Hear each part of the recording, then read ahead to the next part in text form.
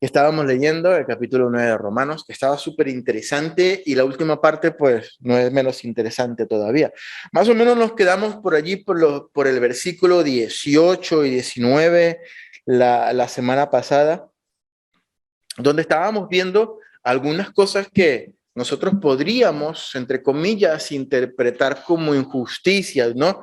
Estábamos viendo cosas que ocurrían y cosas que el apóstol Pablo estaba diciendo donde se nos hace difícil para nosotros decir, pues esto no es completamente justo, esto es injusto, porque siempre miramos nosotros desde nuestra perspectiva, ¿no? Y si leemos, por ejemplo, en el versículo 19, para ir retomando, el apóstol Pablo hace una pregunta que es bastante interesante, ¿no? Y el apóstol Pablo pregunta, pero me dirás, ¿por qué pues inculpa? Porque ¿quién ha resistido a su voluntad? El apóstol Pablo venía diciendo que la elección de Dios no depende ni del que corre, ni del que quiere, sino de quien Dios quiere tener misericordia, ¿vale? Entonces, mencionó el caso del faraón de Egipto. ¿Se recuerdan cuando el pueblo de Israel estaba allí?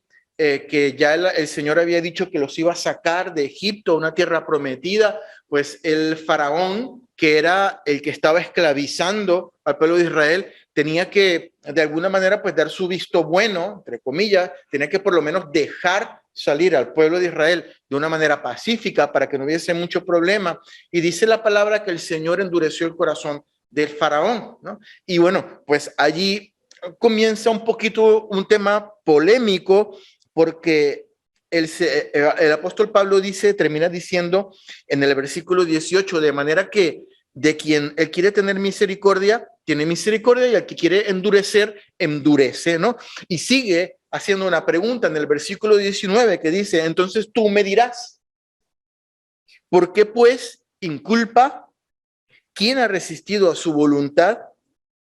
En otras palabras, el versículo 19 dice, ¿por qué Dios culpa a alguien de algo si es el mismo Dios el que está endureciendo el corazón de la persona? O sea, imagínate que el faraón se convierta al evangelio, aleluya, gloria a Dios, va para una iglesia con su corbatita y su Biblia debajo del brazo y se acuerda de esto y dice, pero bueno, Señor, porque tú me culpas a mí de endurecer mi corazón, porque ese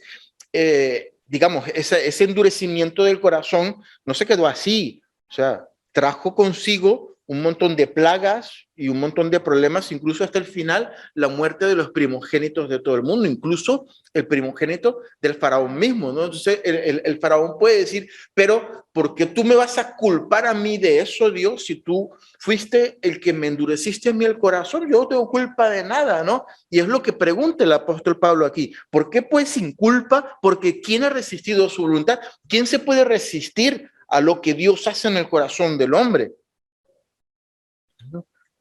Y eso sería como un ejemplo de lo que dijera el faraón. Pero en el versículo 20, el apóstol Pablo explica esto, ¿no? Y da como, para mí, lo que es como una estocada final a este argumento, ¿no? Y una estocada final bastante calvinista, si se acuerdan de lo que hablamos del calvinismo y del arminianismo. Y dice en el versículo 20, más antes, oh hombre, está como respondiendo a la pregunta del 19, ¿quién eres tú para que alterques con Dios? Eso quiere decir, ¿quién eres tú para que te pongas a pelear, a discutir, a argumentar con Dios?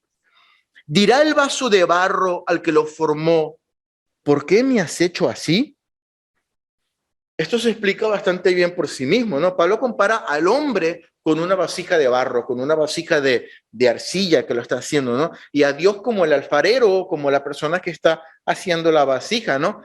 Ahí lo que vemos en este ejemplo son dos naturalezas muy distintas, muy distantes, ¿no? Me encanta el ejemplo porque nosotros podemos, entre comillas, argumentar con Dios, le podemos decir, podemos vociferar, podemos decir esto, Dios, esto, lo otro. De hecho, probablemente en algún punto de nuestra vida nosotros lo hayamos hecho, ¿no? O sea, hemos encontrado algo injusto para nosotros, desde nuestro punto de vista, delante de Dios, y hemos comenzado a argumentar, ¿y por qué esto, Señor? ¿Y por qué lo otro? ¿Y por qué a mí? ¿Y por qué al otro? ¿Y por qué yo sí? ¿Y por qué el otro no?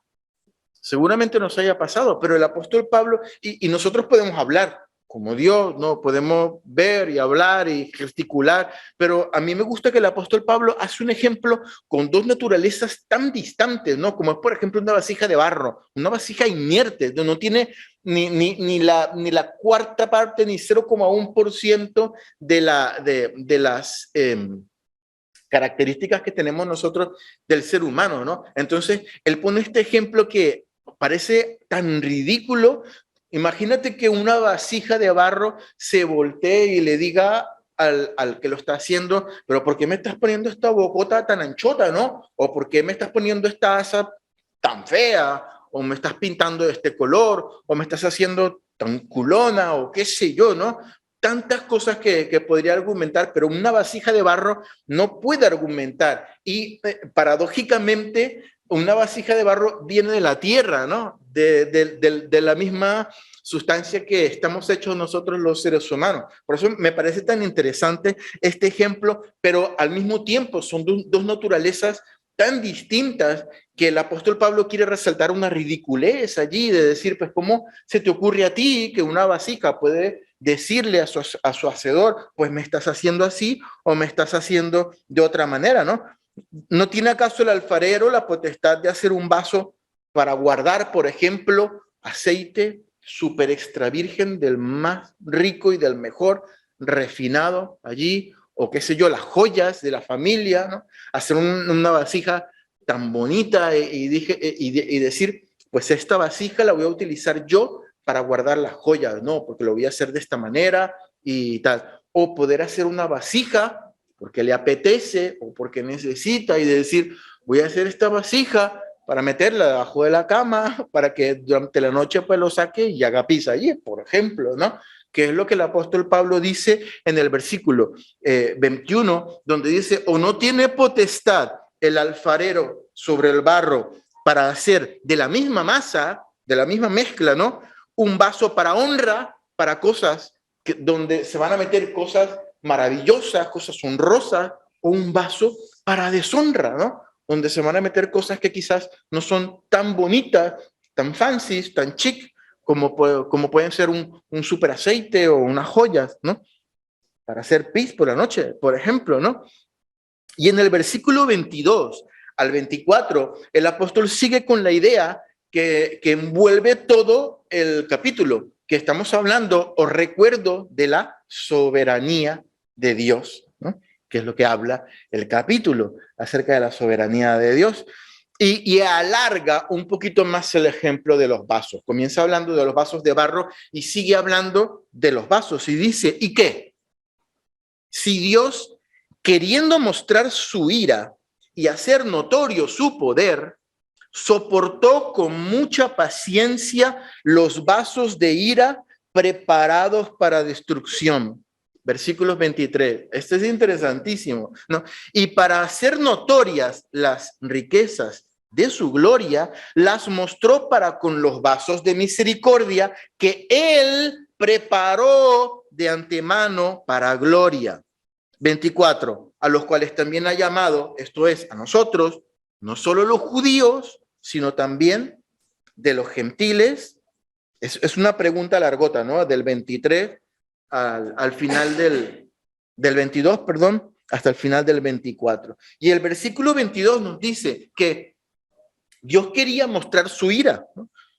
Y hacer notorio su poder. ¿Qué quiere decir esto, no? Habían vasos que estaban preparados, dice la palabra, para ira. ¿Por qué? Porque eran vasos que estaban conteniendo injusticia, cosas que iban en contra de la naturaleza divina, de pecado, y Dios no puede con eso, y Dios tiene que derramar su ira sobre esos vasos, ¿no? Estaban destinados, dice la palabra, preparados para destrucción. Aunque esté preparado, en el griego está en pasivo, no está en activo, es decir, no, da la idea que no es que Dios los preparó para esto, sino que ellos mismos se prepararon en su naturaleza para esto.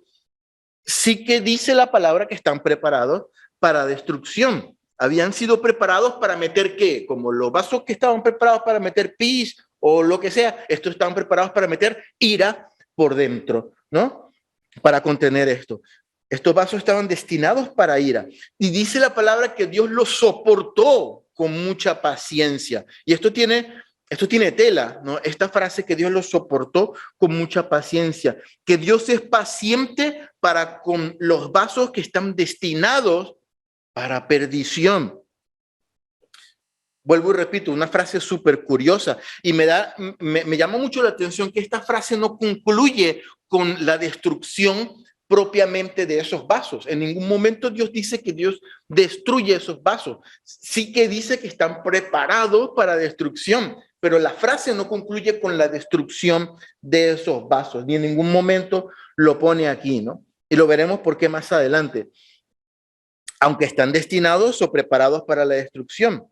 Dice que Dios los está soportando con mucha paciencia.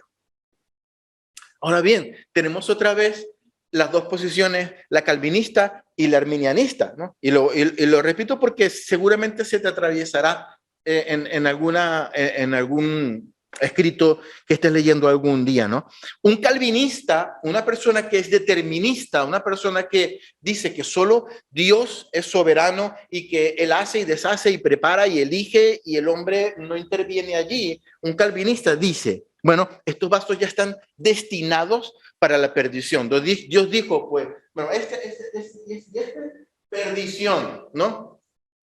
Están destinados ya para la perdición. Entonces, no hay nada que tú puedes hacer. Tú ya estás destinado, entre comillas, para la perdición. ¿No? O sea, un calvinista diría, ¿por qué Dios lo soporta con paciencia? Bueno, porque Dios siempre tiene un plan para el hombre, ¿no? Independientemente de que hayan vasos que están listos para ser perdidos, Dios los soporta con paciencia porque alrededor de todo lo que está ocurriendo con esos vasos hay un plan que Dios tiene para tanto con estos como para los otros. Al final, los vasos para destrucción serán destruidos, se irán para el infierno.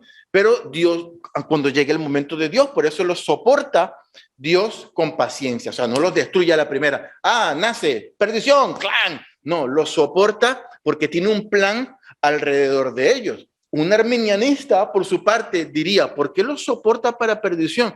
Porque Dios está esperando que vuelvan su mirada a Dios, ¿no? Tiene paciencia, como tuvo Dios paciencia, por ejemplo, con los que estaban allí esperando para construir, mientras Noé construía el arca, ¿no? La puerta estaba abierta y el que si quisiera meterse podía meter. Al final de la historia de Noé dice la palabra que Dios cerró la puerta, no la cerró Noé, la cerró Dios, ¿no? Dice y probablemente esas sean las dos posiciones que diga uno y que diga el otro. No voy a decir que uno está bien y que otro está mal, pero probablemente sean las dos posiciones que está diciendo una posición, el calvinista y el arminianista. Y el versículo 23, allí está la otra parte que dice que Dios, queriendo ver o exhibir lo mucho, las riquezas de su gloria, las riquezas de su poder, mostró esa gloria. ¿Cómo la mostró? Pues con los vasos de misericordia, llenando los vasos de misericordia que Dios había preparado de antemano para su gloria, dice la palabra. Aquí vemos tintes parecidos a lo que veíamos en el capítulo 8 de Romanos, ¿no? A estas personas del versículo 24, ya las había llamado, como dice Romanos capítulo 8, a las que antes llamó, también predestinó para su gloria, ¿no? Y aquí lo explica el apóstol Pablo de una manera muy clara y dice algo que nos recuerda, algo que yo les he dicho varias veces, que no se olviden, que tenemos que tener en cuenta cada vez que leemos el capítulo 9 de los Romanos, que Pablo está hablando a quién o de quién, de su pueblo, del pueblo judío, del pueblo hebreo. Todo esto gira en torno de esto. Por eso Pablo dice, esto es importante al final del versículo 24, no solo de los judíos, porque Pablo dice, ¿quiénes son las vasijas que llenó de su gloria? Ojo, no son solo los judíos, también nosotros, los gentiles. Y esto es otra bofetada para el pueblo judío de lo que estábamos hablando la vez pasada. ¿Se recuerdan del judío que dijo, hey, pero si de Israel vienen los profetas, viene el pacto, viene la ley, viene el culto, los patriarcas del pueblo de Israel mismo nace el Mesías? Entonces tú me vienes a decir a mí que todas estas vasijas que éramos nosotros, que teníamos que ser llenados de la gloria de Israel, ahora esa misma gloria pasa a llenar a otras vasijas de los gentiles. Eso es algo que no nos podemos olvidar, ¿no? Esta última parte, no se nos tiene que olvidar que el apóstol Pablo se está refiriendo al pueblo de Israel. Y aquí quisiera abrir un paréntesis que dice de la frase, Dios tiene misericordia del que quiere tener misericordia. Esto es una frase muy polémica, ¿no? Y que las personas que tienen esta escuela más determinista o más calvinista dicen, mira, esto es lo que dice la palabra, ¿no? Dios tiene misericordia del que quiere y del que no quiere, pues no tiene misericordia, ¿no? ¿Qué quiere decir esto? Quiere decir que Dios decide quién va y quién no va. Así de simple. Quien escoge por su infinita sabiduría, misericordia, lo que sea que Dios utilice, soberanía, exacto, lo elige al que quiere sí y al que quiere no. Y obviamente esto habla de la soberanía de Dios, ¿no? Pero esta frase tan determinista y tan calvinista, ¿no? A mí me llama mucho la atención porque, y aquí en este punto tengo que admitir que en este paréntesis hay parte de interpretación personal, ¿no? Entonces, a mí me gustaría que tú también pensaras en lo que yo voy a decir y pensaras si quizás yo estoy diciendo una barbaridad o no. Pero esto es algo que yo creo, ¿no? Y por eso lo voy a compartir con vosotros, ¿no? La frase Dios tiene misericordia de quien quiere tener misericordia, no necesariamente dice que hay unos que sí y otros que no. Ojo con lo que estoy diciendo. No necesariamente dice que hay unos que sí y otros que no. Me explico. Imagínate que somos una familia. Todos nosotros somos hermanos, primos, familia, ¿no? Somos tíos, sobrinos, todos somos familia de sangre, ¿no? Y está nuestro padre, nuestro gran patriarca, que tiene muchísimo dinero, ¿no? Entonces, él hace su testamento y dice, pues, bueno, pues yo voy a dar mi dinero a mi familia, ¿no? Y todos súper contentos porque nos va a tocar una cantidad fabulosa de dinero. Pero él de buenas a primeras dice, pero bueno, como yo he vivido en Pusol toda mi vida, yo quiero compartir mi herencia con todas las personas de Pusol, ¿no? Enseguida, ¿qué nos pasa a nosotros? Pues nosotros decimos, pues esto es injusto porque nosotros somos los hijos, ¿no? Quizás no nos hemos ocupado nunca de nuestro padre o nuestro abuelo, qué sé yo, pero somos nosotros, mira, por mi apellido, ¿no? Lo llevo yo en mi sangre. Esto es injusto. ¿Cómo tú vas a compartir todo tu dinero con todo? ¿Y qué dice el padre o el abuelo? Justo no. Este dinero es mío y yo lo reparto a quien yo quiero. Se acabó. A quien yo quiero se lo reparto y a quien no quiero no se lo reparto. ¿Cuál es mi punto? Que esto no quiere decir necesariamente que haya gente que se queda sin dinero. Quiero decir que es una frase que habla de la soberanía de la persona que está ejerciendo su soberanía. Punto y pelota, ¿no? O sea, es algo así, voy a repartir mi herencia a todos, ¿no? Todo mi dinero está aquí para todas las personas de Pozol, incluso para mis hijos, ¿no? Pero lo reparto de la manera que yo quiero, ¿no? Es mi dinero, es mío y se lo reparto a quien yo quiera. Eso no quiere decir necesariamente que haya gente que se quede sin dinero. Todos los de Pozol lo van a tener, ¿no? Yo hago misericordia de quien yo quiero. Y de quien yo no quiero, no hago, pero eso no quiere decir que yo dejo una persona o dos o tres sin misericordia. Es una interpretación personal que yo le doy a esta frase, ¿no? Que creo que puede ser cierta. Podéis decir que sí o podéis decir que no, pero hay una parábola muy interesante en las escrituras, muy interesante, que casi no se predica de esto porque es un poquito controversial. Es la parábola que podemos encontrar en Mateo capítulo 20, versículos 1 al 16. Y lo vamos a leer. Es un poquito larga, pero es súper interesante, ¿no? Dice la palabra, Mateo 20, a partir del versículo 1. La parábola se llama Los obreros de la viña. Porque el reino de los cielos, aquí está hablando Jesús, dice, es semejante a un hombre, padre de familia, que salió por la mañana a contratar obreros para su viña. El hombre tenía una viña, una plantación con plantas de uva, y necesitaba gente que fuera a recoger las uvitas, a cortarlas, a ponerlas en un cesto para poder hacer vino, o uva pasa para lo que sea, ¿no?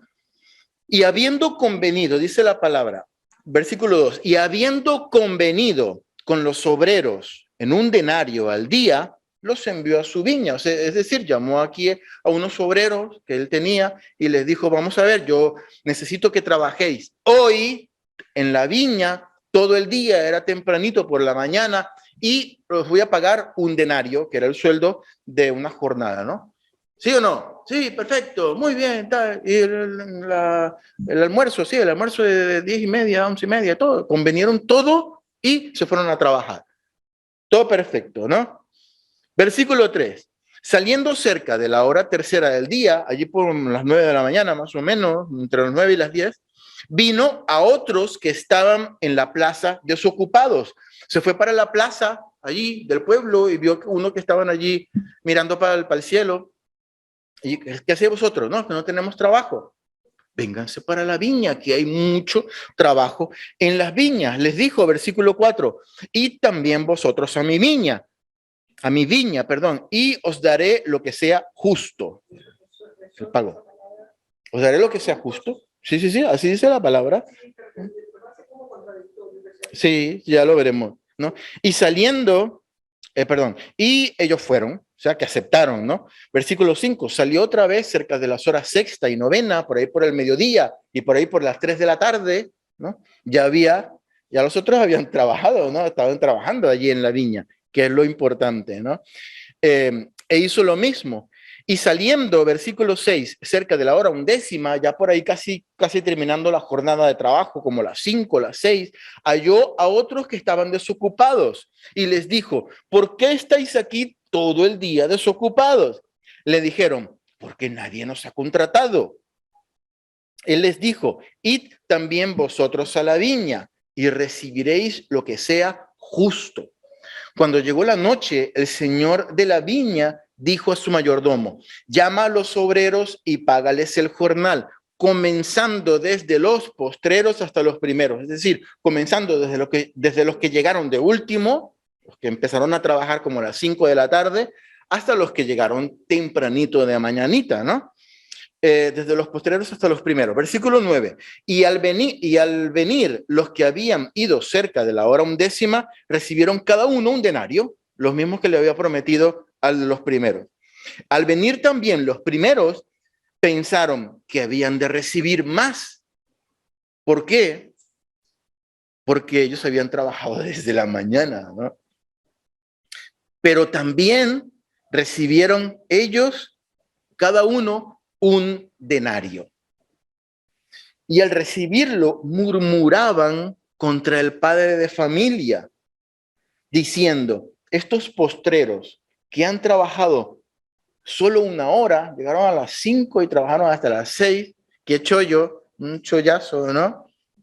Los has hecho iguales a nosotros, que hemos soportado la carga y el calor del día. Los otros trabajando fresquitos, de 5 a 6, recibieron la misma paga que los que se levantaron de madrugada y recibieron el calor del mediodía, la mañana y la parte más dura del trabajo, ¿no?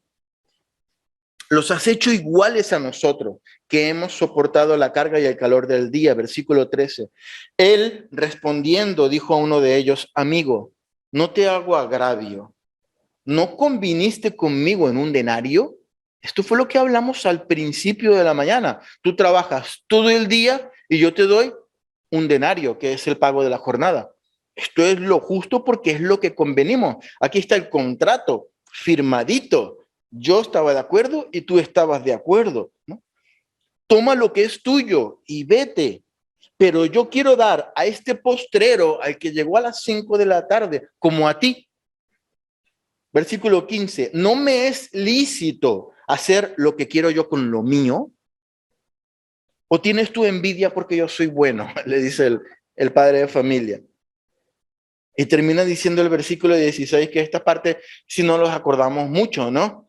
Así los primeros serán los postreros y los postreros, los últimos, serán los primeros, como en la cola de Mercadona, cuando llaman, ¿no?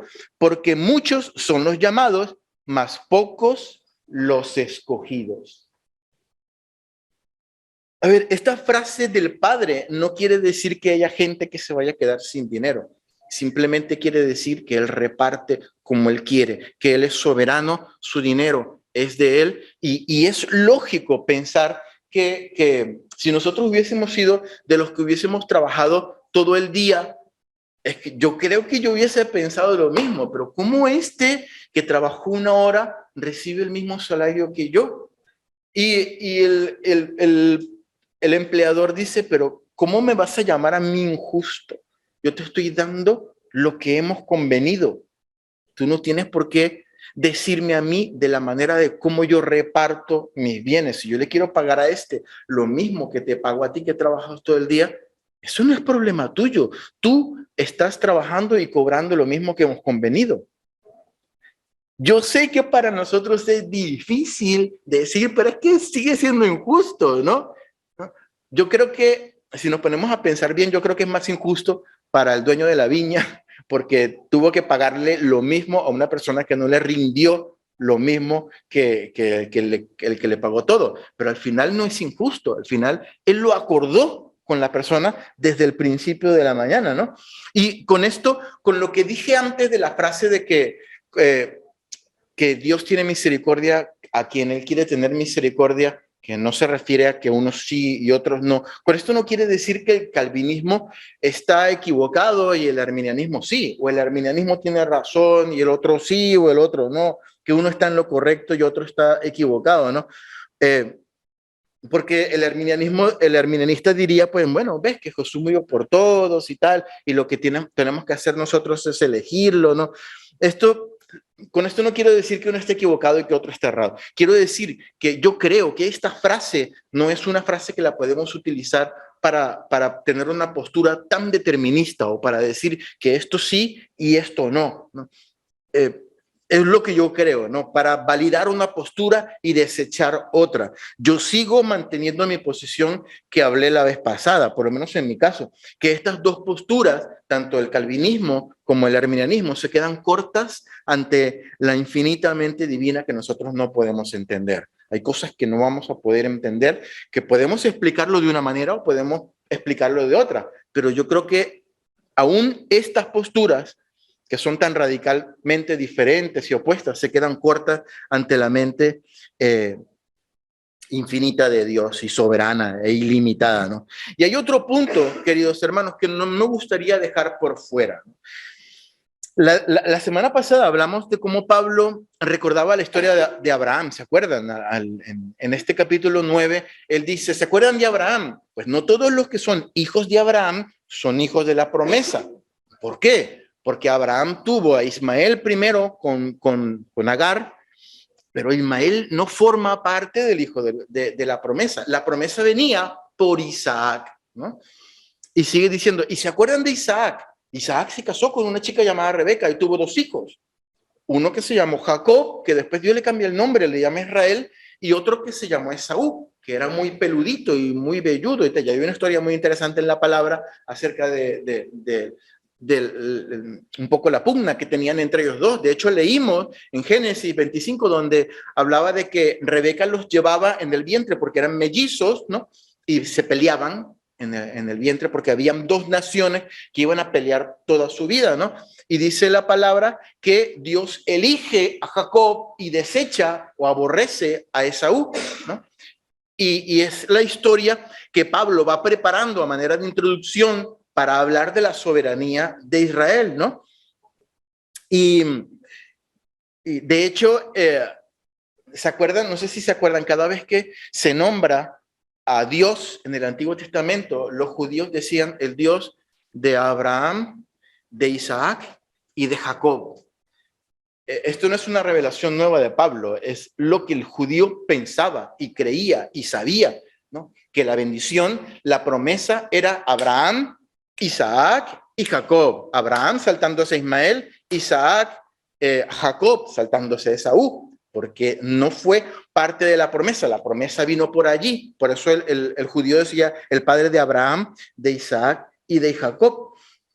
Y es usual o es corriente o es hasta normal que las personas con corriente más determinista o los calvinistas, ¿no? Digan, tomen estos versículos para reafirmar la soberanía de Dios, porque en realidad habla de la soberanía de Dios, ¿no? Pero lo que no tenemos que caer y lo que no tenemos que confundirnos en que aquí, por lo menos en el versículo 9, no está hablando de que hay gente que Dios elige que vayan para el cielo y que hay gente que Dios elige que vayan para el infierno, ya que aquí no tiene nada que ver la salvación ni de Abraham, ni de Saúl, ni de Ismael, ni de Jacob, ni de Rebeca, ni de la otra, ni de la prima, ni de la criada. No está hablando de la salvación de ellos. Aquí está hablando de la elección de Dios para el propósito que Dios tenía para con el pueblo de Israel.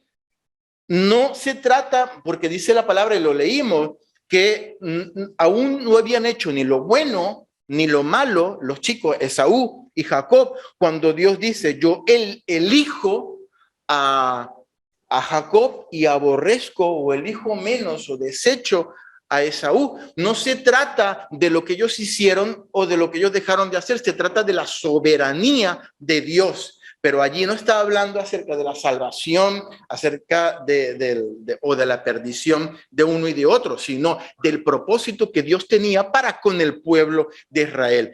Dios quería que fuera Jacob el que llevara esa línea de la promesa y después cambiara su nombre a Israel y de él salieran pues todas las naciones que iban a ser bendecidas según el pacto que Dios hizo con Abraham, porque ese era el propósito que él tenía con Jacob. ¿Por qué Jacob sí y por qué Esaú no? Porque Dios es soberano y elige y deja de elegir. No se me ocurre otra razón, pero que quede claro que aquí no está hablando en específico en este versículo acerca de la salvación, porque Dios bendijo también a Ismael y bendijo también a Esaú, pero eligió a uno y desechó a otro cuando se trata del plan y del propósito que él tenía, ¿no? Y a partir del versículo 25 dice, como también en Oseas, el apóstol Pablo ya nombra al profeta Oseas, dice, llamaré pueblo mío al que no era mi pueblo, ¿no? Aquí está hablando pues del pueblo gentil y a la no amada, al pueblo que no había sido amada, que no había sido elegido por Dios, amada. Y en el lugar donde se les dijo, vosotros no sois pueblo mío, porque el pueblo gentil no era pueblo de Dios, allí serán llamados hijos del Dios viviente. Otra vez, acuérdense que está refiriéndose al pueblo de Israel y les está diciendo, acuérdense que ustedes eran pueblo elegido, pueblo querido, pueblo amado, pero Dios dice, pues yo voy a elegir al que no se llamaba amado, al que no se llamaba pueblo elegido, lo voy a elegir como pueblo elegido. Y te aguantas, porque yo reparto mi misericordia como yo quiero repartirla. Israel, te aguantas. Sí, tú eras muy guay, tú eras circuncidado, tú comías comida kosher, tú no comías cerdo, tú hacías esto, tú tenías sacerdotes, tú tienes las cositas aquí colgando, te pones el par. No me importa, yo tengo misericordia de quien yo quiero tener misericordia. Y esto es lo que le machaca al judío, a Israel, en este capítulo 9, hablando siempre acerca de la soberanía de Dios. Y dice el versículo 27, sigue hablando el apóstol Pablo y menciona al profeta Isaías. También Isaías clama en lo tocante a Israel. ¿De quién está hablando? Pues de Israel otra vez.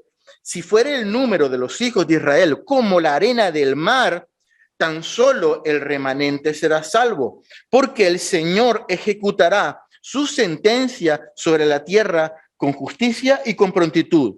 Como antes dijo Isaías, si el Señor de los ejércitos no nos hubiera dejado descendencia, siempre hablando acerca del pueblo de Israel, como Sodoma habríamos venido a ser, y a Gomorra seríamos semejantes, o sea, hubiesen desaparecido todos de la faz de la tierra.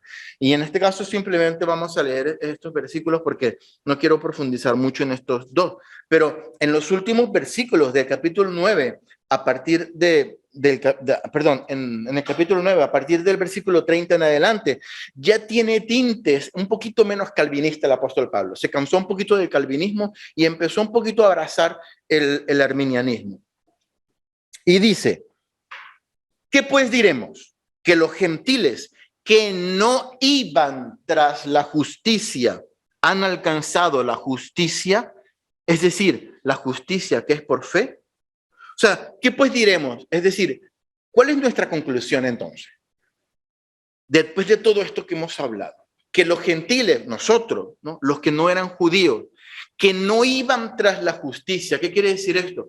Nosotros nacíamos y pues según en el sitio donde estuviésemos, mira el sol, oh Dios sol y tal y qué sé yo, y el Dios aquel, el Dios volcán, el Dios montaña y el Dios lluvia que está lloviendo hoy, o ni siquiera tenemos dioses porque no conocíamos la ley de Dios, porque no conocíamos el Dios verdadero, porque el Dios verdadero no se había manifestado a nosotros como se manifestó en los primeros capítulos del capítulo, en los primeros versículos del capítulo 9, como decía aquí, ojo, Israel es el elegido, Dios se mostró a Israel a través de los profetas, a través de la ley, a través de las promesas, a través de los pactos. Israel sabe todo lo que a Dios le agrada, porque sabe incluso cómo se debe agradar a Dios. Pero Dios no se manifestó de esa manera a los no gentiles. Ellos no estaban buscando la justicia de Dios, estaban viviendo a su manera. A lo sumo tendrían la conciencia que el apóstol Pablo habla en el capítulo 1 de Romanos, la conciencia que les decía qué es lo que está medio bien y qué es lo que está medio mal. Pero ellos no iban buscando a Dios, no iban buscando la justicia de Dios.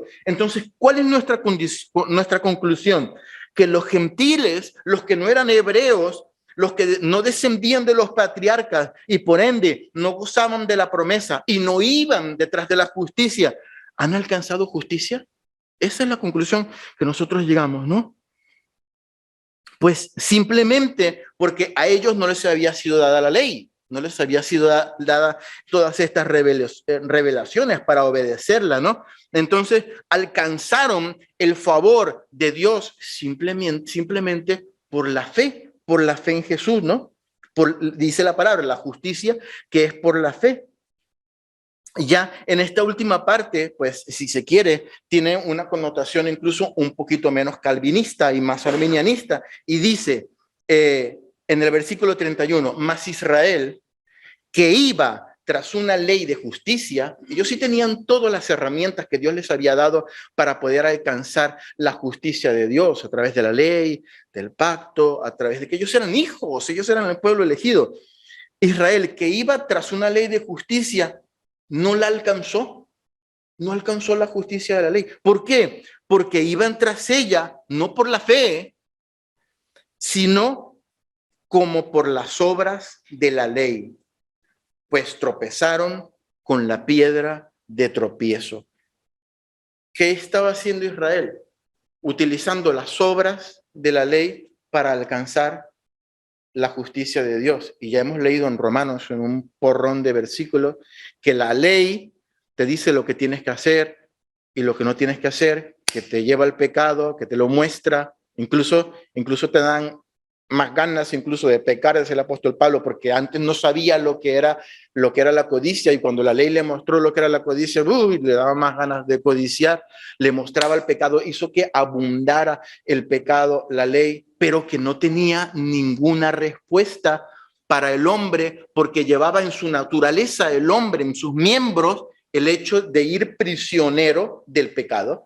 Entonces no tenía salida para el hombre. Entonces, ¿qué le está diciendo Dios a Israel? Ustedes no podían alcanzar nunca esa fe, no podían alcanzar nunca pues esa justicia, aunque iban detrás de ella. ¿Y qué es lo que hizo Dios? A través de Jesucristo darnos a nosotros la posibilidad por la fe de alcanzar esa justicia, esa justicia. Y al final dice, pues tropezaron en la piedra de tropiezo. La piedra de tropiezo para el pueblo de Israel, ¿qué es? ¿O quién es? Jesús. Esa es la piedra de tropiezo. Él lo aclara en el versículo 33, como está escrito, he aquí pongo en Sión piedra de tropiezo y roca de caída. Y el que creyere en él, a ver, la piedra no era una cosa, sino una persona, no será avergonzado. ¿Por qué Jesús es una piedra de tropiezo? Era una piedra de tropiezo para Israel, porque ellos estaban intentando alcanzar la justicia de Dios a través de las obras de la ley, ¿no? Que Pablo ya había explicado en la carta, ¿no? Y que hemos leído hasta la saciedad. Y se levanta uno diciendo que es el Mesías, que solamente basta con creer en él para llegar al Padre. ¿Se acuerdan del rico? Sí, Señor, yo he hecho, he honrado a mi padre, no he tenido dioses ajenos, no he dicho falso testimonio, solo te falta una cosa para ser perfecto, sígueme a mí. Sí, eso es lo que te falta, seguirme a mí. Si las obras están muy buenas, pero te falta seguirme a mí, ¿no?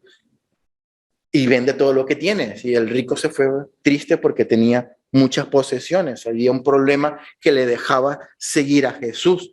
Y ese es el que se levantaba diciendo, nadie viene al Padre si no es a través de mí. ¡Pum! ¡Tu! ¡Plá! Se le explotaba la cabeza al judío que decía, yo voy al Padre, es a través del sumo sacerdote, a través de cumplir la ley, a través de hacer lo que Dios desde los patriarcas nos han dicho que hagamos. Y ahora viene el flaco con el pelo largo y mal afeitado, y nos está diciendo que nadie puede llegar a Dios si no es pasando a través de él. Piedra de tropiezo para el pueblo de Israel.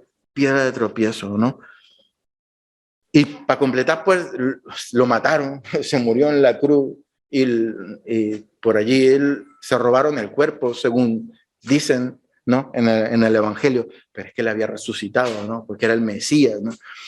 Y hasta el día de hoy es piedra de tropiezo para Israel, ¿no?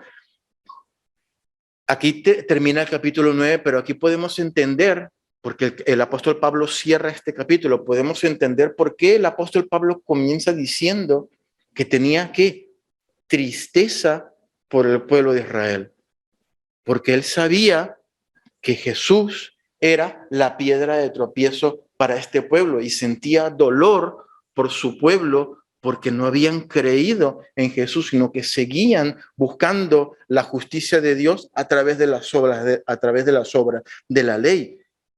Al ser Jesús una piedra de tropiezo para ellos, sabían que ellos no tenían ese favor y esa salvación de Dios, aunque eran el pueblo elegido. Por eso Pablo sentía tanta tristeza y decía en los primeros versículos del capítulo 9, yo hasta me puedo convertir en maldición por amor de mi pueblo, separado de Cristo. No importa que Cristo me deseche, pero ese es el amor y la pasión que yo tengo por mi pueblo, ¿no? Pero tienen esta piedra de tropiezo, que gracias al Señor nosotros hemos creído en Él y no seremos avergonzados. Amén. Con esto concluimos el capítulo 9 de Romanos. Si Dios quiere, pues nos da vida. Seguiremos pronto con los siguientes capítulos, aprendiendo de Romanos, que está súper interesante y súper bonito. Ya los siguientes capítulos, aunque son igualmente bonitos, son un poquito menos de carga doctrinal y no tienen tanta cosa un poquito espesa, tanta polémica como esto. Amén. Señor, te damos gracias por tu palabra.